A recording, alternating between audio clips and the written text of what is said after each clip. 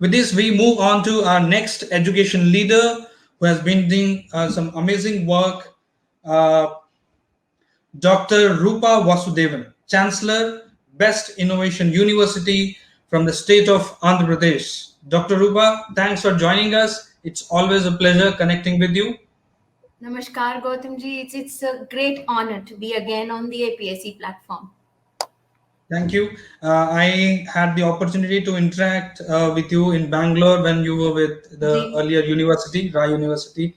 So we would like to hear how the best innovation university is going ahead with this transformation of technology at the same time modernizing to a digital first institution. Over to you, Dr. Rupa. Thank you very much. A very, very relevant topic indeed, Gautam. It's modernizing to a digital first institution, but it's easier said than done. We all know.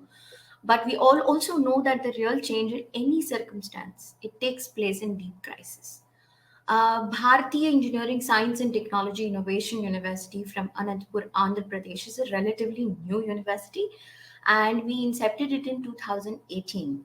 We have a very great, good bunch of energetic students doing agriculture, horticulture, forestry, engineering, data science, computer science, management courses. And we have an equally enthusiastic team with a team of our Vice Chancellor Palem Chodappa leading the whole army. Now, I have always believed that technological innovation is fundamentally changing how the universities are interacting with students. So the transition for us was not very immediate when the pandemic happened. We were toying with the idea of flipped classroom. We had our LMS and apps in place at Best Innovation University from the inception, and the students were privy, and they acknowledged the fact that they used to enjoy the quizzes, the small interactive sessions with their faculties after going back to their respective hostels after the classes. So we have always believed that once the student reaches the level of higher education, it's seldom about assessments and examinations. I might differ with the views of several other academicians, but this is what I have believed. It's not about exams, classes, or grades in higher education. It is about the experience. It is about what a student is prepared to become for tomorrow. He should be a functioning member of our country's workforce, and that has to be engraved in his mind as soon as he enters the university premises. They have to be equipped with the right knowledge, with the right skills, and with life experience. So we've always believed at Best IU. We call our university Best IU because it's become popular with that name. And we have completely shifted from teacher centric education to student centric education. And whether it is mobile application or whether it is apps, we have everything that enables students to remotely access course materials and the next gen digital tools and management systems, which deliver I would say, a holistic view of educational development, and that's what we've always aspired to be. Now, it's not far off that in times to come, a student from any college, a student from any university, irrespective of the location, will get a degree from home university, where he can take maximum courses, maximum combinations, resulting in a balance of economics of the good education that we call, and alongside the global community of learners. And with the transition into digitalization, you will also examine the highs and lows, of online learning, of online communication. But I would say that, see, we need to evolve gradually and explore how it impacts people's well-being, students well-being. And there are going to be several barriers that we need to overcome to basically create a meaningful, truthful connection in the online world that we call it, and deliver the right knowledge, the right skill sets for them to have a meaningful role in our society. Now, as Best IU, and several other institutions and organizations across the globe, we've all faced issues when we transitioned into higher education, into digitalization of, online platform and online learning. Now, first and foremost, which we have faced is infrastructure. Now, our students at Best IU, they come from rural areas, and network or bandwidth that you call, in some remote villages, there is a high issue with accessibility. Now, we have several different aspects that we looked at, at that point, and we included a lot of these government of India developed apps which the students could use, and which included, the National Knowledge Network, then the NPTEL, and then the NMEICT, NAD, National Academic Depository, etc., for our children. And this helped us, connect easily with with them, and enhance our access to learning resources also for them. Second problem that we faced was capacity building of the students. Now, capacity building of the trainers also, because they're stripped of faces. They can no longer, our faculties can take a 1 hour class, a 1.5 hour class. So that was a major challenge. So we had to do a lot of training and online workshops, so that it becomes crucial that we have a balanced approach, a balanced blended learning approach. So we have, huge plethora of online open educational resources which we started exploring. Our teaching and learning was primarily student led, collaborative, and experiential, as I said, project led activities, so that they learn at their own pace. The participatory possibilities that we have, with shared content, is far more than, when you are on a one on one. Then we have followed a lot of these cohort system models, flipped classrooms, and several others. But the most interesting part are the new pedagogies that we've been learning, that we've been implementing at the university. It's not about using digital technologies for teaching and learning, but rather approaching the digital tools from a critical pedagogical perspective. And online learning is just not about creating a library of video lectures or ebooks, that converts the class notes into PDF files. We've come a long way from there. It's about creating digital content and space, as valuable platform for sharing of knowledge, for sharing of information and exchange. So it's this use of technology, audio, visuals, that makes this teaching, learning, and research more meaningful, more purposeful for the students, and also, not to mention, more enjoyable for our students. So I think beyond that, what we faced, there are several platforms that help. There are also several free platforms whereby you can have the entire suite. We follow the Google suite and the Google platform with us. Other than that, we have a Fedina system for our LMS. So we have 2-3 vendors who are helping us out, 2-3 agencies that are helping us out with our digitalization. And as you know that, for the ones who do not have that, there are free services available also.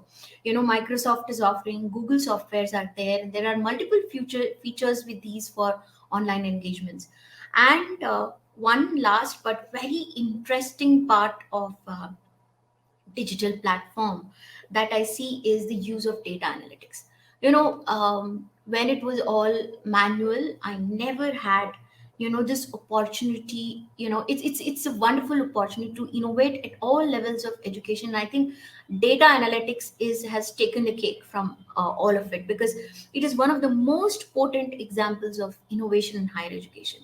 Tracking trends for an educationist, tracking trends for a teacher, for a faculty, is of utmost importance.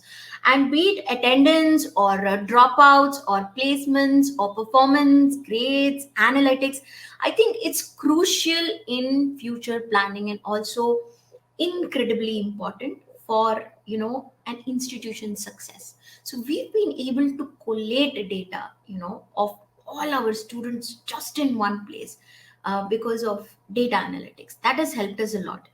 Now, if you see the national education policy also, we know for a fact that they have vouched for multidisciplinary, transdisciplinary, blended learning approach. They talk about a comprehensive theoretical, practical, scientific, technical, socio-humanistic, cultural training, that allows a student of 21st century to gain creative, independent thought process and making concepts with logical thinking. They add to the they value add to the whole education process. And learning has to be outcome based. We follow a lot of innovation because we are an innovation university. So we follow making concepts, we follow logical thinking. We take the students to the level of abstraction and reasoning, through the process of formulation, analysis, and problem solving. And this is the way forward for every educational institution. Last, we know about assessments. Digitalization has helped us a lot. This was one question that my faculties, my vice chancellor, and the whole team had, as to how do we evaluate. But now with proctoring, with artificial intelligence, I think, and the continuous evaluation pattern, we have facial recognition, we have retina movements, we know if there is somebody else sitting with the student while giving the examination. There is AI for mouth movements. So yes, I think a lot of digital enhancement and change is happening. It's happening for good. Yeah. And whether it's placements or evaluation, I think we are doing it all together. And I also agree to my previous speaker. Institutions need to learn from other institutions. Institutions need to learn with with channels such as yours, who are enabling this platform of dialogue exchange, of ideation, of best practices. I think we need to learn a lot from each other, and there's a scope for improvement at all stages. Absolutely, Dr. Ruba. It is all about the knowledge exchange that needs to be done. Innovation that's happening in silos needs to come. Innovation need not be done repeatedly. The same thing can be done and be shared. And the invested in one innovation need not be repeated again. So the knowledge exchange needs to happen rather than being in silos. And I'm glad that The whole knowledge system. I'll just wind up by saying one last thing. We are going to see, in this lifetime, that intelligent learning applications, that will use artificial intelligence to analyze a particular student. There will be no need for anybody else, a particular students and their caliber. And they will also, the apps will tailor the delivery of this information and assessments based on the characteristic of the students. This has already come out from UGC in the blended learning approach, and it is going to be a reality very soon. absolutely. I'm glad that the best university is in the state of Andhra Pradesh, which is one of the pioneers in the governance and many other IT technology, and the best university which has leaders like founding chairman like Sri Bharatlal Meena, Bharat Lal additional Meenaji. chief secretary, the former IAS officer. I had the opportunity to work with him in the Yes. year 2017. Uh, uh, at the same time, I'm glad a leader, education leader like Dr. Rupa is there, is driving this best innovation university. Very apt name for this Mhm. university. I'm hopeful the Thank you. approach is right with focus on the cutting edge technology, which will be the future and which will bring uh, those much needed skills in the market, or to be an entrepreneur, or to be a well resourced person in a high tech companies. So with this, we would like to thank you for taking time and delivering this address and Thank you. sharing the initiatives that Best Innovation University is taking. It was an We would honor. like to present to you our a certificate for your contribution, your dedication, and the hard work you have done in the field of education. Proudly being presented to Dr. Rupa Vasudevan, Chancellor, Best Innovation University, for her dedicated efforts and exemplary work in education.